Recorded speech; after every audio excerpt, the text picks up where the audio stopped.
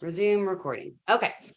So a little bit of background. These are like the 4 or 5 now main elements when we talk about culturally responsive, relevant, sustaining, all of these different types of pedagogy. So we're going to briefly talk about each of these. And as you can see from my notes, the reason that we really need to focus on this understanding of asset-based approaches in classrooms, it's really because our student demographics are consistently changing and growing and becoming more culturally, linguistically, economically diverse.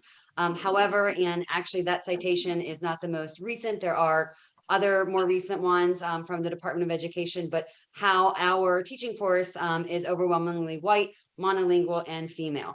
And so when we think about our classroom spaces, we're not always taking into consideration race, ethnicity, gender, sexual orientation, class, language, the intersectionality across all of that. And so it's really important that we're focusing on how we're able to provide these asset-based approaches where we're focusing on our students as the value that they're bringing to the classroom as they enter the door.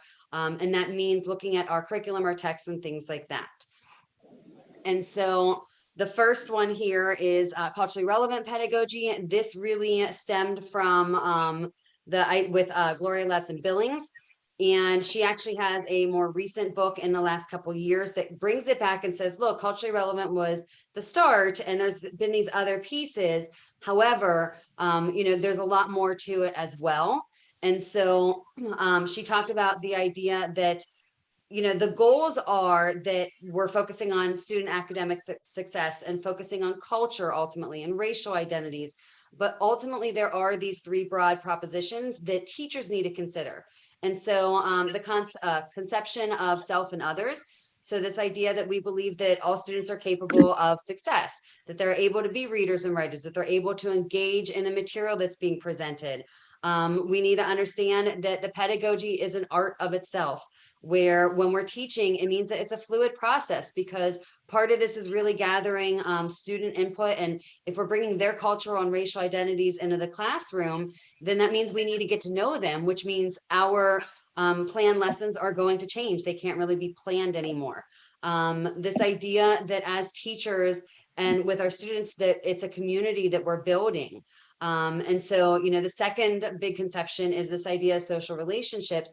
We are constantly building those relationships with the students because you're getting to know them. You're getting to know their cultural and racial identities, their lived experiences, their realities, and what do they want to learn? What are they interested in when it comes to our content, our materials, and how can we make it more involving with them and other stakeholders like community members, parents, guardians, things like that.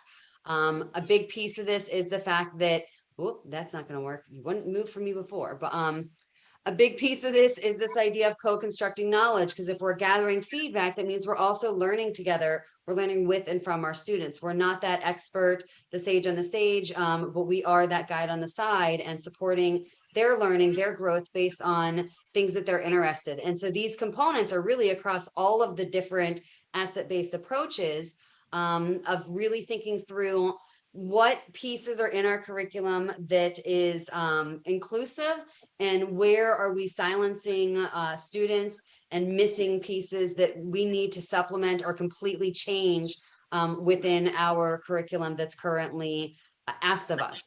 I do understand that makes it very difficult for a lot of teachers depending on the school district, the requirements, the curriculum, and things like that. And so I'm going to play this short video. Hopefully I'm able to share my screen. It just gives a really good background of these different concepts. And so I'm going to switch over into that. Can you all see the screen right now? Somebody go ahead. I can see chat. I can't see all of you. We can see it. Okay, thanks. I forget that. Yes. When they use the term culturally responsive or culturally relevant pedagogy, forget that the base of the word is culture. So culture has to do with worldviews, beliefs, language. It has to do with values. Culture to me at its essence are the things that, those filters that help us as human beings make sense out of the most ordinary things. culture can be grouped into two different kind of categories. You can talk about visible culture and invisible culture, or tangible and intangible. The tangible, I would translate that to say the crafts, the music, the art, the technology. And those are important, but I think the more important are the intangible. And these are values, beliefs, feelings, opinions, perspectives, assumptions.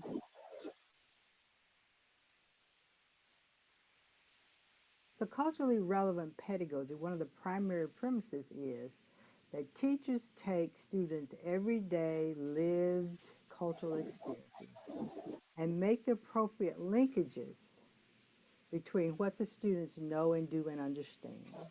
They come up with examples, comparisons, and contrasts. They make the connections. They are cultural translators. They are cultural bridge builders. I think when we talk about culturally responsive pedagogy, we have to remember that students approach learning not as cultural blank slates. So they bring into the classroom all of those cultural experiences. And so it is very compatible with what we know about good teaching. Culturally responsive pedagogy builds on students' prior knowledge. And in this case, we're talking about prior cultural knowledge, making connections between what is known and what is to be taught and understood. So part of the argument of cultural responsive teaching is the dilemma has been an incompatibility between the cultural filters that have been used to send instructional messages to students that's coming from the school frame of reference, and when kids from different ethnic backgrounds are trying to learn that, they are trying to receive what we send from school through another set of cultural filters. And if they don't match, then nothing's happening. So cultural responsive teaching then says is that rather than always insisting that the students adapt to the culture of the school needs to adapt and modify some of its sending messages, its sending mechanism. When we think about what matters most about culture, I think the first thing to remember is that students are not mere representatives of a cultural or ethnic group. And first and foremost, they are individual students who have individual needs and interests, etc.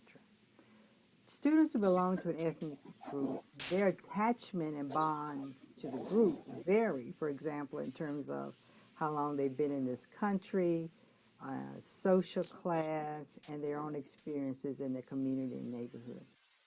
Because if we think about students' culture, we make culture a trait of that individual based on his or her membership in a particular community, conflating race and ethnicity with culture. We don't take race off the table at all, but we're really pulling apart what culture is and making sure we don't conflate it, because if we do, then we make cultural practices a trait of that person's membership in that particular community. And that leads us, of course, to make very easily slip into one size fits all, that my Latino children learn this way, or my African American children need X, right? And so it's making culture a trait of the individual. It's been very problematic in the implementation of culturally relevant pedagogy.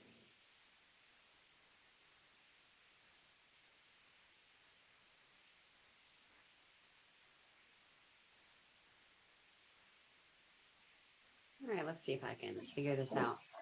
And so some of the conversation that goes with this is this idea that we're hearing in all of these anti-CRT laws that are, popping up across many states, and they are also saying that's culturally relevant, responsive, sustaining pedagogy and practices. And there is some element, especially people that are really focusing on how these practices in schools are, created based on white supremacy, whiteness, things like that. So there is some of that kind of background underpinnings, but the actual piece of culturally relevant pedagogy as an asset base, I mean, those were all some of the greats in this field and in this topic of really talking about this cultural piece as being very pivotal. Okay, and so we will share the slideshow, and there's another video here. I'm not going to show it for time's sake, but this is featuring Dr. Latson Billings that's talking through, more of this culturally relevant pedagogy, the pieces. And so that next step is really jumping into culturally responsive, and I wouldn't even say step because they cross over so much. There's some pieces that are a little bit more defined. But culturally responsive really makes it very clear that the curriculum needs to make sure that it's inclusive of our students, that there's student-teacher relationships, that you're building that classroom community, a safe environment for students to be able to talk about who they are, what they're thinking, what they need, what's going on in their community, and how to make that part of their the instruction. And so it also comes back to that knowledge of students, but being able to understand cultural, ethical, racial norms in the community, in the school, and in the classroom.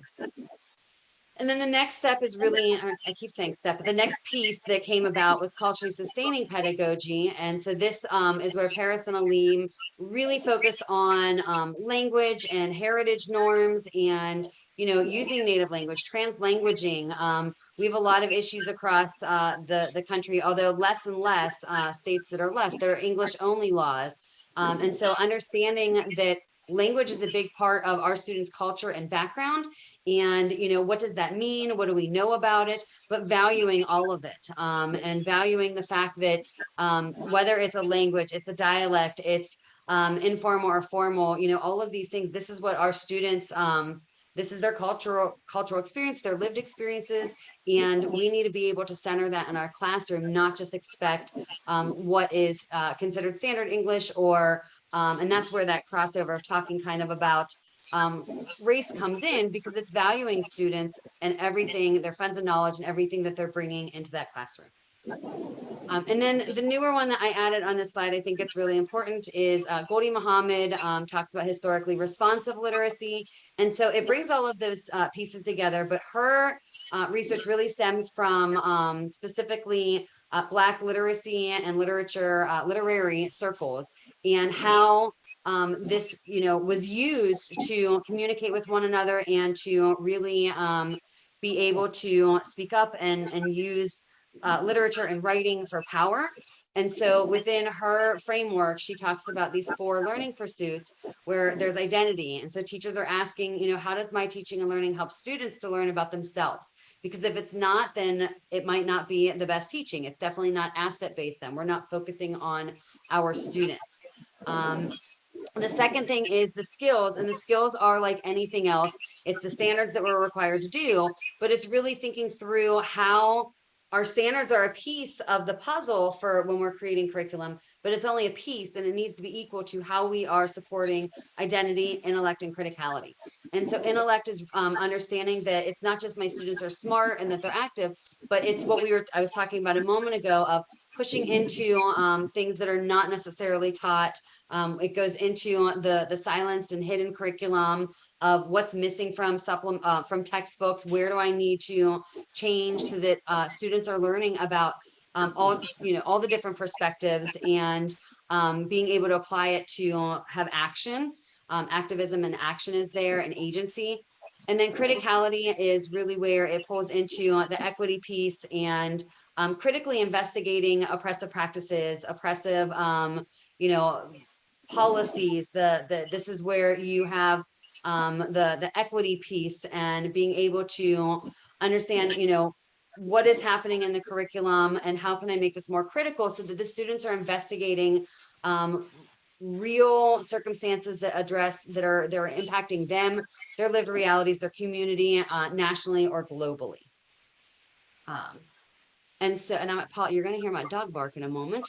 Maybe she's being very good, but and so thinking through these, you have these deficit approaches where we're, looking at a student is a problem, we have to fix them. The teacher is the only one with knowledge. And then you're going all the way up to the asset, or I guess, I don't know why this is down. It came from this book, but, going to asset-based approaches. I think it should almost be a continuum of looking at our students, their lived experiences, valuing all of those pieces. And so there is that spectrum of where we are in our classrooms, in a school, and in a community. And so here are just some different pieces. When you have a deficit perspective, it's usually lower expectations, traditionally lower expectations for our students of color, historically marginalized populations. We're watering down curriculum. We are giving, there are different sources like Newsella and other things that allow us to change Lexiles. And rather than, pushing our students and scaffolding and supporting their learning, we're saying, oh, they can't do this. And we're just giving them something. Or we're not providing the choice. And because, oh, these students can't handle choice, or, all of these different things, versus being able to understand that our students are, capable and are, able to be successful. And we need to include them and find out what it is that they know, what do they want to learn.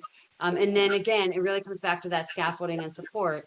And then on this slide, there is another video. It's a few years old, but I really like it because it talks about, the education system and how it ignores many students and what we can do differently. And so I'm going to pass it over to Brittany. All right. So as you guys know, what we're kind of doing here, right, is trying to bring together all that Rochelle just talked about, these culturally responsive and sustaining approaches to pedagogy. And we're going to think about that in sort of a subfield of literacy, which is disciplinary literacy. And since a couple of you were at our last one where we talked about disciplinary literacy and content area literacy, we won't dwell on that, but we'll do a little refresher there. And then the next part will be, okay, so if we were to bring these two ideas together, what would we do, specifically, right? And then the very last part is going to be also, there are some issues here, right? There's some tensions and problems between these two, and we'll talk a little bit about that as well. All right, so disciplinary literacy, it's actually not content area literacy. And Kim, do I remember correctly that you are a math teacher? Or is that I'm in left field? Yeah, I'm a social studies teacher. Well, you're social studies. Okay, good. Okay, good. No, don't. Okay. I was a social studies teacher last year. I'm going to be a science teacher this coming year. And okay. So. All right. Okay, so that's just good for me to know, because for some reason I was thinking math and I was like, I'm going to use math examples, but I'm not. Good. Good. All right. But so basically, content area literacy is, roughly 100 years old or so. And the idea there is that if students read well, they'll do better in their subject area classes, right? And so the assumption was, well, then let's just teach them to read, right? And we're going to teach them to read strategies that are useful no matter what you're reading, right? And so there's things like visualization, summarization, monitoring your comprehension, setting a purpose. These are things that research says, readers just do this. But then, and honestly, people argue about this, and they still argue about this, about whether content area reading and writing really is different from disciplinary literacy. And you could get into a mess on that. But let's not get into the mess. And let's just say that 15 years ago or so, people started to talk about disciplinary literacy. And this is where really, instead of highlighting the fact that there are similar ways of reading across content areas, what we're going to highlight here is that kids need to learn how to read, write, and think in specific ways in order to participate in specific disciplines. So Kim, you already know this, right, very, very well if you're teaching two different subject areas, right? But the way that you're going to teach kids how to make inferences in science is a lot different than the kinds of inferences they're going to draw in social studies. And so what I have here is sort of one of my very favorite little pictures of people reading, right? And they're reading in different discourse communities, and they're reading for different purposes. And you can bet that their comprehension and the strategies that they're using are pretty darn different. Okay, so Rochelle, you can go to the next slide. And so the premise of disciplinary literacy, one of them, is that people participate in literacy practices for different purposes and with different strategies across disciplines. And so what does that mean for us? That means that our goal is to teach students how to participate in the discipline, right? And two ways that we can do that is by helping kids to inquire in ways that characterize a discipline, and also to sort of provide an apprenticeship of, okay, so we're showing kids, how would you write in science? How would you write in social studies, right? Mhm. All right, go ahead. So this is the part that we did before, but I just think it's neat, is this idea that if you are to read this poem, right, you would do that really differently than if you were to read a math problem. And yeah, we won't do that because we've already done that. But Was everybody at the last one? I know that, well, Kevin, you weren't, but we've talked about this a lot. We have. I'm good. Yeah, I'm good. Yeah, yeah. Yeah, I mean, I can just say, like, if you want to flip back, Rochelle, really fast, just as sort of a refresher, some of the things that people do immediately when they go to read this poem is they read it out loud, right? A math problem. I mean, you would maybe only read it out loud if you're in a group. Otherwise, that's not what you would do, right? That's a very clear, stark difference. People also, look for rhyme scheme to interpret meaning. If you're looking for rhyme scheme in the math problem, you're going to be very confused and lost, right? That's not going to be a helpful tool for you. You look for punctuation as like a real marker of like actual meaning, right? In poetry, Oscar Wilde said, I worked all morning and I changed a comma. Well, your math textbook people are not working all morning to change commas. Like, that's not what's going on. And so you can't interpret as much meaning out of the commas in a science textbook or math, though we might in a primary source document in social studies, right? Depending on what it is. Oh, right. And so these are the kinds of things that we want to draw attention to help kids make sense of these different texts. In the math piece, the key, what I'm learning from my math people is that the key in math is the idea of re-representation. So you are reading these. Abby outscored her partner Bill by 6 points. The goal in mathematics is to re-represent that information and eventually into an equation, right? B plus 6 equals A is a mathematical way of saying Abby outscored her partner Bill by 6 points. And so that what we're actually doing in mathematics is teaching kids how to read with the goal of doing that translational work. Again, that's really, really different than what you're trying to do when you're helping kids through a scientific article, right? Okay, so that is sort of the premise of disciplinary literacy, and what we're going to talk about coming up is how do we bring those ideas into discussion with the culturally relevant and sustaining literatures. Yeah. So go ahead, Rochelle. This part is you. The first thing that we need to do is.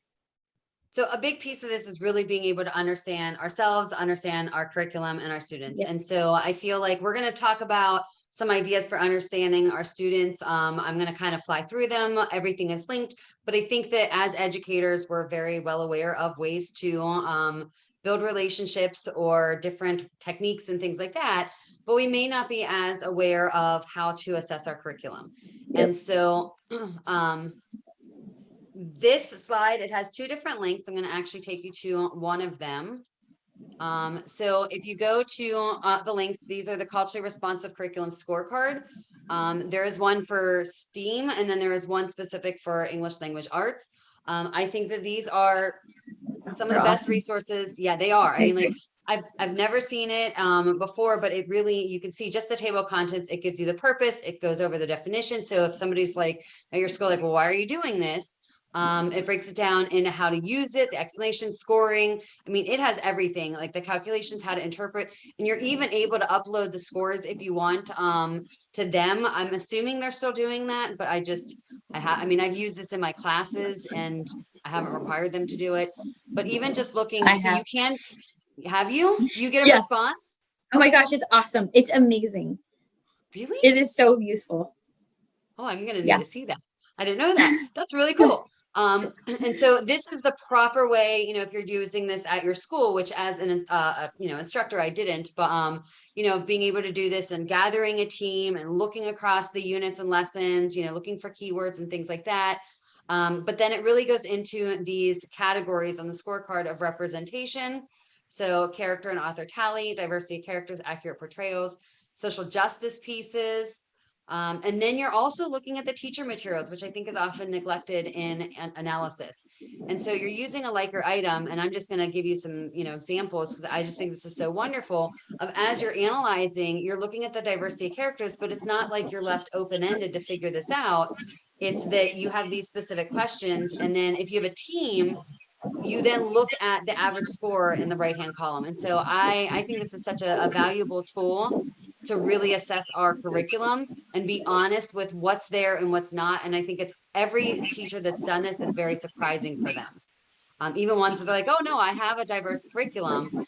And then they realized they did not. I mean, they did, but not as much as they could have. Right. And so Or what I see a lot is sort of people they're like, oh, okay, so I need to add like people from diverse backgrounds into like, one of the authors needs to be, a person of color. And then like after that, they're like, and now I'm stuck. Right. And it's like, okay, that is absolutely like of central importance. But I think that scorecard is really what I found with my students is it's really cool because it supports like, okay, so what could I do beyond that? Right. Like, yes, that I need to do, but what else? How else could I think about that? And we have some ideas coming up in this presentation. Go ahead. And it does make you look at authenticity as well. Is it always victim narratives when you have Black and brown bodied characters? And, is there a lot of variety? Are there stereotypes? So it really does a deep dive into the different pieces. Brittany, have you used the STEAM one? So I have not personally used it, but my students have.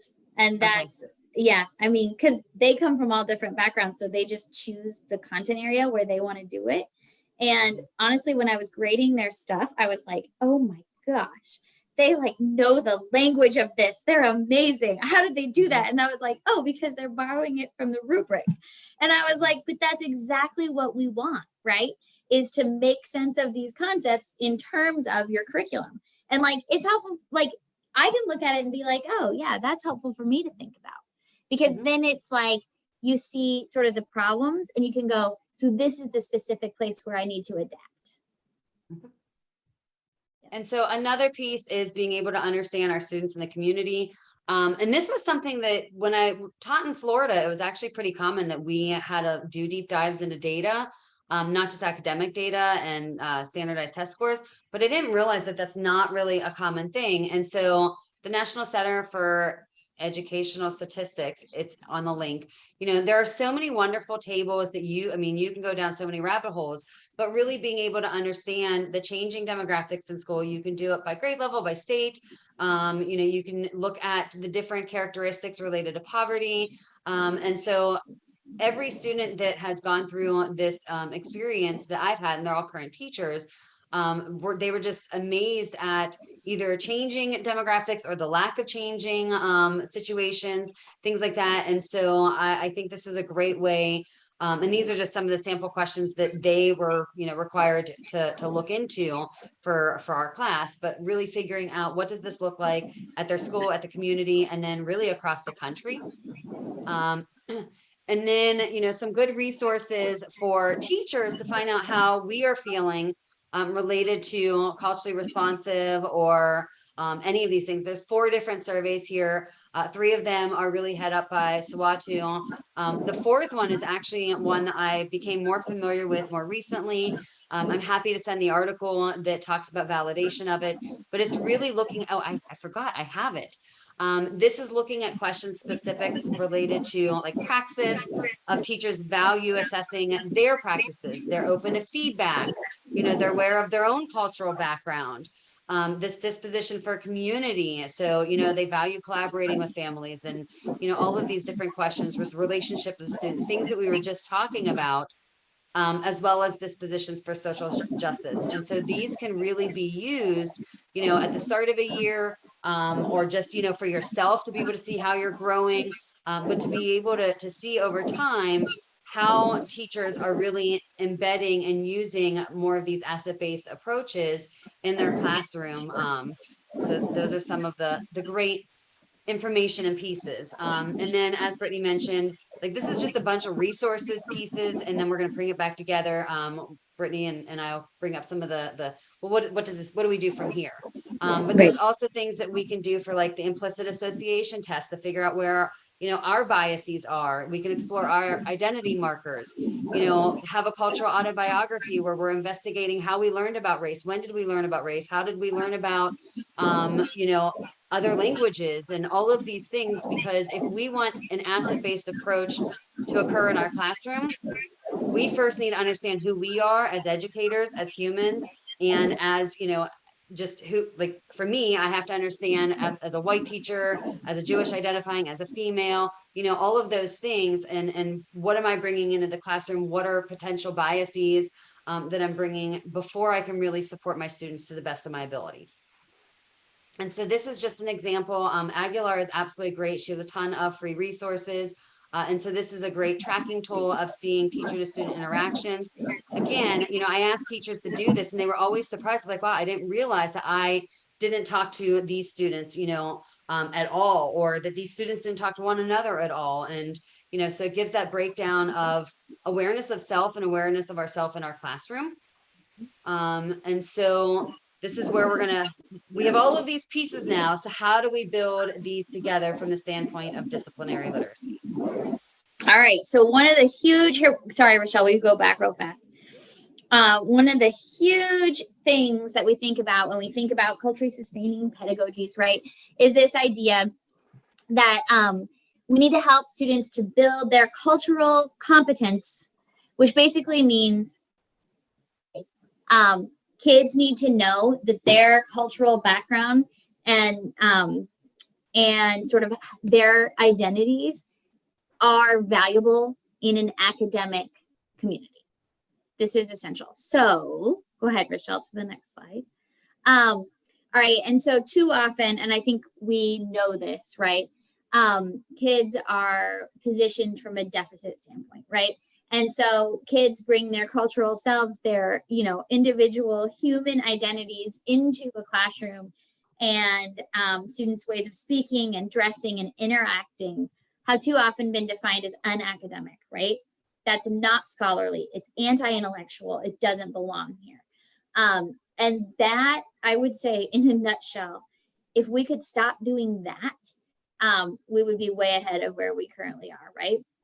So what they're saying in the culturally sustaining literature is we have to move from this deficit standpoint toward an affirmation standpoint, right? They say the practices and knowledges of communities of color, including youth culture, are valuable resources in and of themselves to be cultivated, sustained, and revitalized. All right, so what does that look like?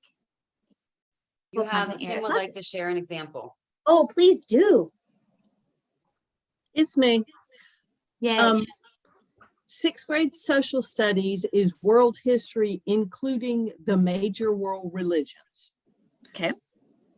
So this year, I had a young lady in class who's a practicing Hindu.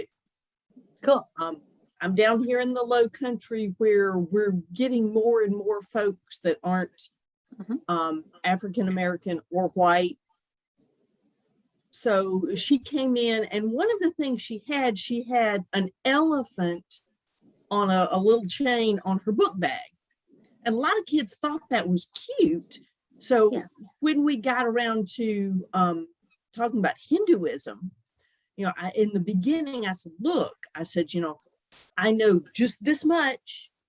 And so if somebody knows something, if this is what your family is, please jump in and tell me, correct me, whatever. And so after a couple of days, this particular student jumped in and she's talking about how Ganesh, the elephant, is her family's patron god, and she's talking about that. And there were a bunch of kids and they were like, they thought that was so cool. And so she, she had a couple of her friends who gave her little elephants for Christmas. And all of a sudden you had a bunch of sixth graders who had a little bit better understanding of this because, okay. Well, and you did two things in that example that are like so in line with the literature, right? The first thing that you did was you positioned her as the expert, right? Like it's not, Rochelle said earlier, the sage on the stage thing, right? It wasn't that. You were saying, hey, who else has knowledge of this? Tell us, come in and teach us, right? So that was a beautiful thing. And then I also heard you say that you sort of opened it up, like if anybody has knowledge of this, and she didn't actually chime in for a couple days. And that's important too, because we don't want to sort of participate in tokenism, right? Where we're like, oh, well, you are from India, so clearly you know all about Hinduism. Like it's entirely possible that there's someone who does not know all about Hinduism and is just from India, right? And that's kind of what they were talking about in the video, where we don't want to pigeonhole kids just because they might look a certain way. So you're offering choice and opportunity for kids to take that expert seat, but not like pressuring them into it. Mm-hmm. And I think it's great because you invited. And I think the other caution to kind of go off of piggyback what Brittany was saying, when we have people of color in our classrooms, the burden doesn't fall on them necessarily to teach us. And so inviting, and there's so many great middle grade novels and young adult literature that, as soon as you said elephant, I knew because I read this book called The Good Braider that was fantastic, not middle school, but it was fantastic. And I learned all about the elephant and what that means. And so, it's that fine line of inviting, which is exactly what you did. And if the students wanted to speak up versus let's place the burden on them, they have to teach me because I don't know those things. And so I love what you just shared. Yeah. So, and I think that really helps us to think about this next slide here, which is one of the really important goals is when we're teaching in culturally sustaining ways in the disciplines, is that we've got to help kids see how their cultural values and styles are academically valued and valuable, right? And so, Kim, your example was beautiful from that standpoint. You can go to the next slide there. All right, so how do we build cultural competence and support disciplinary literacy at the same time? So the first one we're going to talk about is showcasing the excellence of disciplinarians, right? People who were successful in a given discipline from historically marginalized and underserved communities. So let's start there and go to the next slide. All right, why would we want to do this? Because it builds positive cultural and academic identities. It highlights that disciplinary work is not something that only white people do, right? I think that's often an assumption that our broad mainstream culture leaves unchecked, right? And then it also builds motivation and purpose for students' participation in collaborative disciplinary inquiry. So if we want kids to inquire in disciplinary ways, we've got to show them that it wasn't only white men who did this before them. All right, so go ahead, Rochelle. So, and this is another thing, right, that I think people are many times well-meaning when they do this, but it's really important that we're not only devoting class time to like the canonical people, right? Like it can't only be Martin Luther King Jr. and Toni Morrison in an English class. And it can't only be in February, right? Which is Black History Month, or it's got to be a sustained effort all the time. And the reason for that is that if I thought these were interesting, on one hand, I was like, yeah, I kind of know this. And then I was reading more about it and I was like, but it's worth saying again, right? If we're only talking about MLK, we risk and only in February, we're risking further marginalizing already marginalized groups, right? Because we're like, oh, this isn't our real study. This is what we do in this special month, right? And then the other thing, which I thought was really important, was if we're only talking about Martin Luther King and Toni Morrison, that's not necessarily relatable or attainable to kids, right? Like, please don't look at me and like compare me to George Washington and tell me like I'm not going to have 1 million streets named after me in the future. But that doesn't mean that I can't be successful and I can't take on the identities that different ways of building knowledge in disciplines offer to me. So, and it's also important, I mean, to learn about Martin Luther King Jr. is part of it, but there were so many other historical important figures at the time that nobody ever knows. I mean, every year I'm learning more and more because I mean, I just constantly try to learn and grow. And there were, I mean, a lot of female figures. I mean, we very rarely read about Black females and, you know, what they've done. Like I was talking to Brittany earlier today, you know, it was a Black female that invented GPS. Never knew that. And so there are so many other people out there that we need to learn about that had pivotal pieces in history, but we don't know it. and I was actually reading this, and I should be careful here because I don't remember the exact statistics, but I was overwhelmed and a little bit horrified that in the 50s and 60s, there were more Black female or more PhDs in mathematics awarded to Black women than now. So like, I think that's important too, right? Because it's sort of troubling this narrative of like, oh, progress, you know, it's fine. Racism that used to happen. And the other thing, Kim, since you're in science, there's a whole piece, and one of my colleagues at Clemson is doing a lot of this work of investigating, you know, the horrors of science and, you know, on people of color and what does that mean? And so there is so much of that history that goes into understanding science that a lot of science teachers don't necessarily embed in a classroom.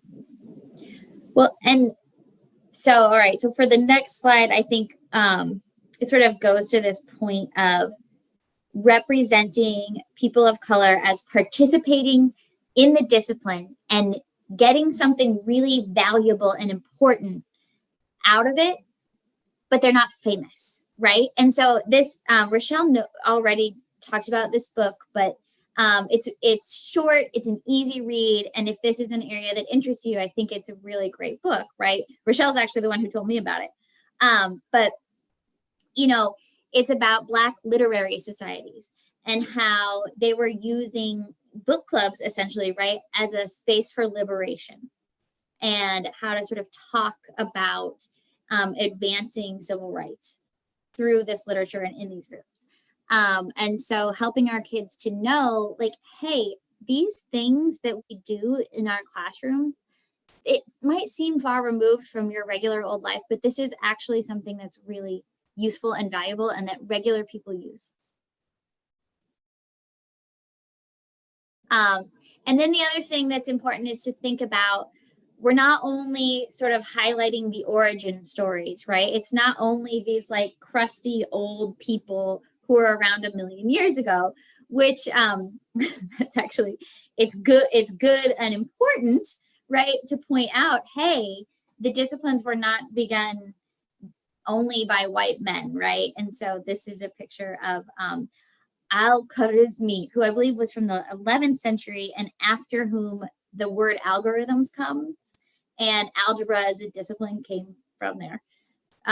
But also something much more relatable and recent, right? So Rochelle mentioned GPS. This guy helped to create key algorithms used by Uber, Instagram, and Snapchat. And that person looks like someone who you might know, or, you know, who kids might be able to envision themselves becoming. Al-Khwarizmi, not as much. All right, go ahead. This is one of my very, very favorite examples. And this is from the work of Carol Lee, who I'm convinced is a genius. And if I had to pick somebody asked me this recently. If you had to pick any scholar, whose work are you most impressed by? And I would say Carol Lee. Okay, so why? Because she says that one of the things we've got to do, we have to build from students' everyday cultural practices to explain disciplinary ideas.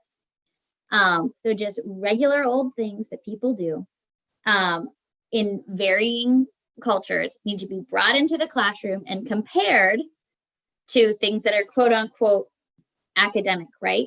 Not because kids need to understand the quote unquote academic, but because they need to understand the ways of thinking that are in both. All right, so Rochelle, let's see. So her example is signifying is one word for it. It's a form of talk in the Black community that almost always involves ritual insults and, importantly, from an ELA standpoint, the use of figurative language, okay? But there's other examples of this, like in math. There's some work around, helping kids to figure out how geometry is related to hair braiding. Like, that's cool. And so it helps them understand something about their own lives and culture, and it also helps them understand something about geometry, which is the point of culturally sustaining pedagogies. So let's just skip this, Rochelle, and watch the video really fast because it does a good job of describing this.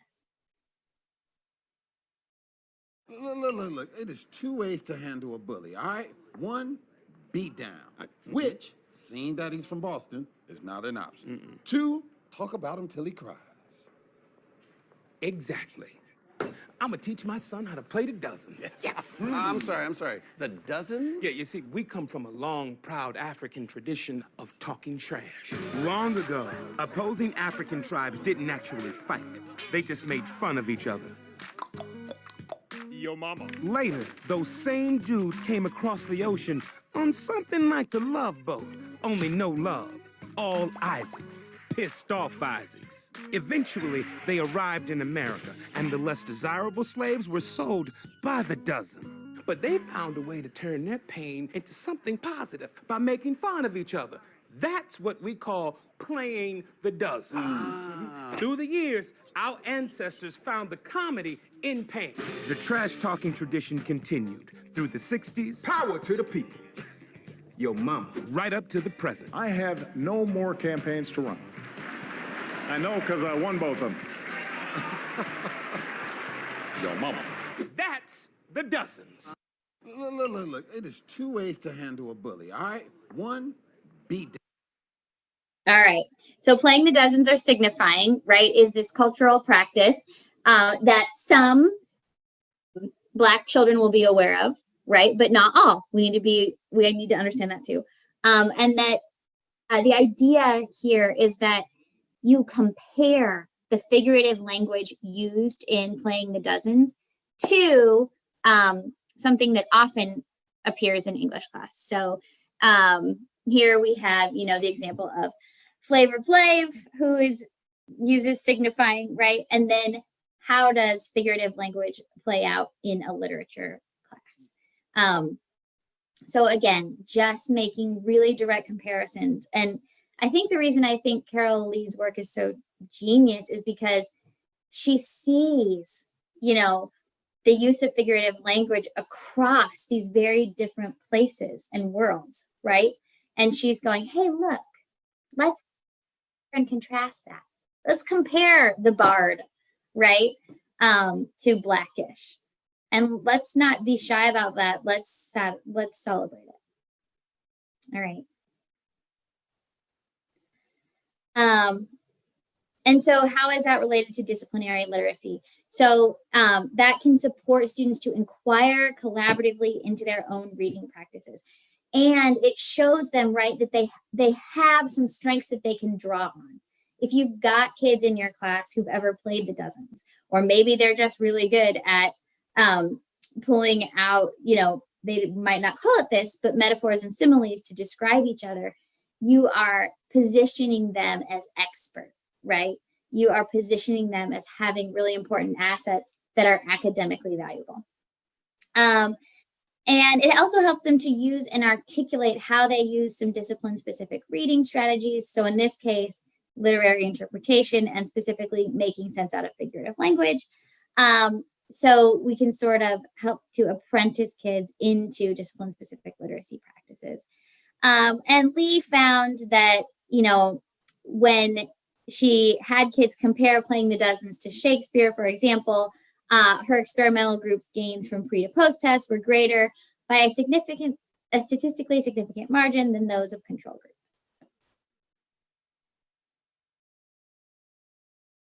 All right.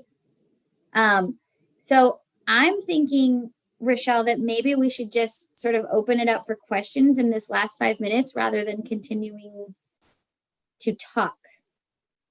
Let What me do you just think? jump into this last one. Yeah, do it. So, I mean, because this is very brief and you'll have the Yep. slide. I think part of this piece of being able to do things like this is you might have an anchor text, you might have an anchor experiment, an anchor, whatever it is that you're required to teach, but then you're supporting it with additional information and those diverse perspectives. And, like one of the students I'm working with, she is really focused on using oral history of community members to learn about history that they're required in a classroom. And so thinking through how can we incorporate text, and text, is a pretty open concept of what counts as a text, whether it's artwork or, I've had students use tattoos to be able to analyze that for identity and things like that. And so really promoting this through agency, but understanding more about that actual discipline. And so I think that's really important to consider.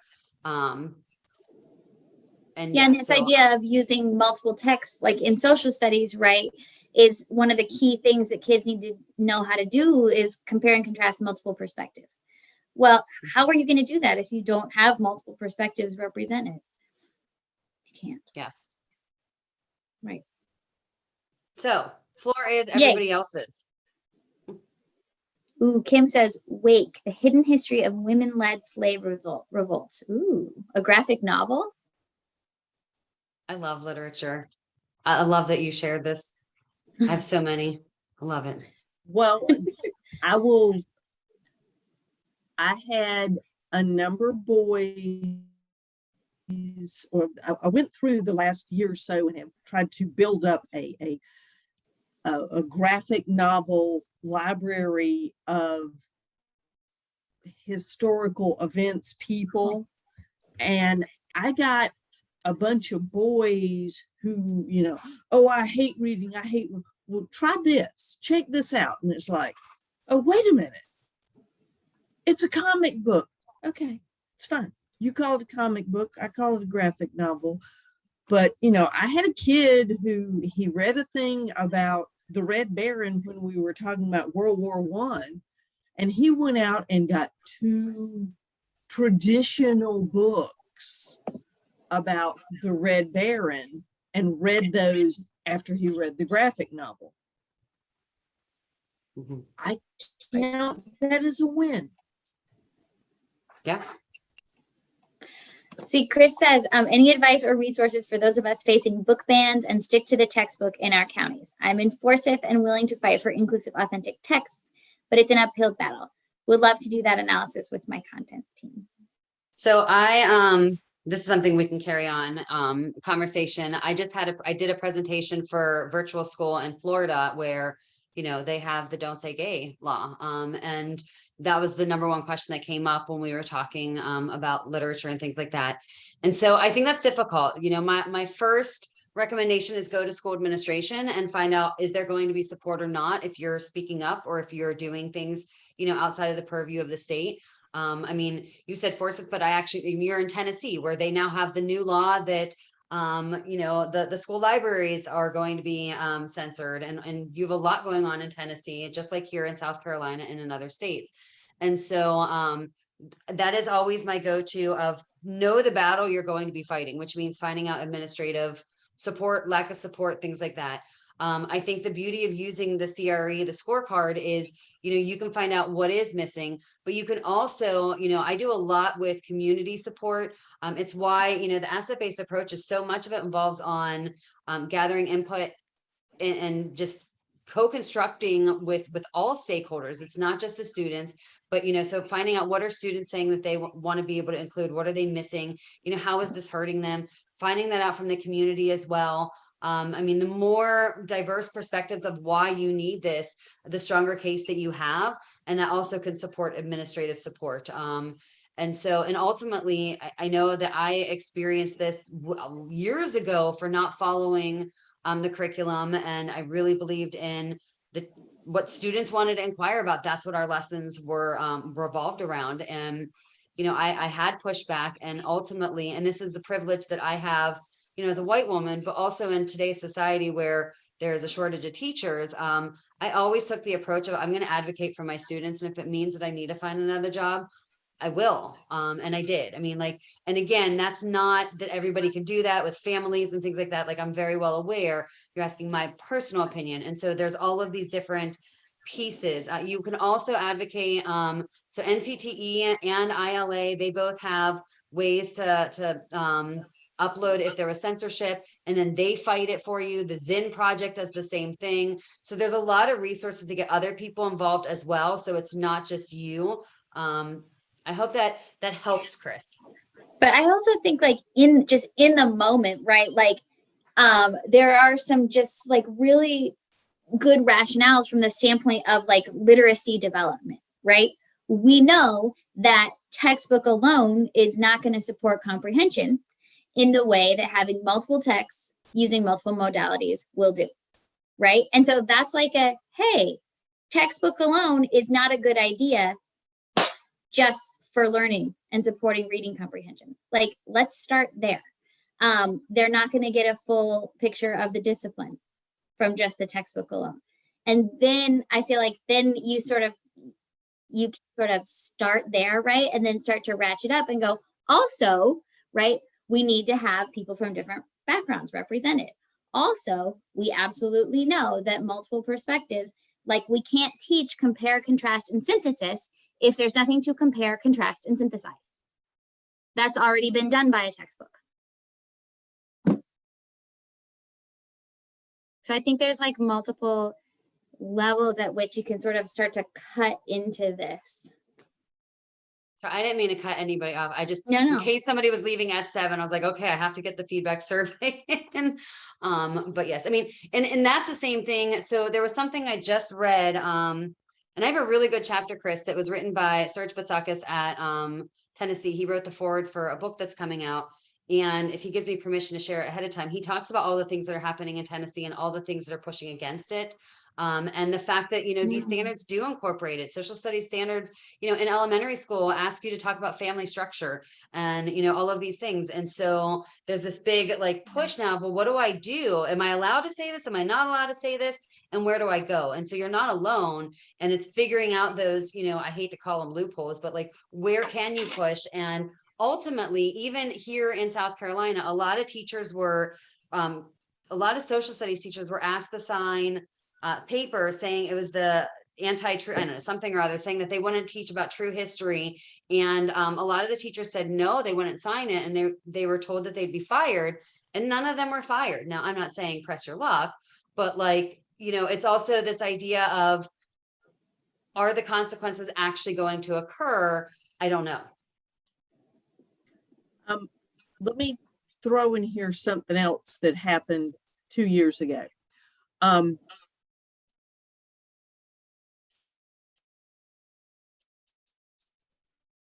Had a student, he's very much out to everybody. And he was asking, he said, why don't we talk about, and I'm like, give me a minute, dude. So again, we're talking about World War II, and I had a graphic novel talking about Alan Turing.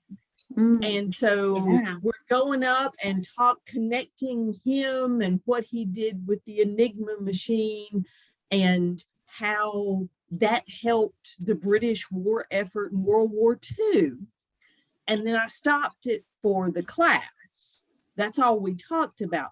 But for him, I let him take the book home and finish reading the book but because it went on and it talked about, and he came back, he said, it was so good to see somebody. He said, but it's so sad what happened. I'm like, yeah, it was terrible what happened to him.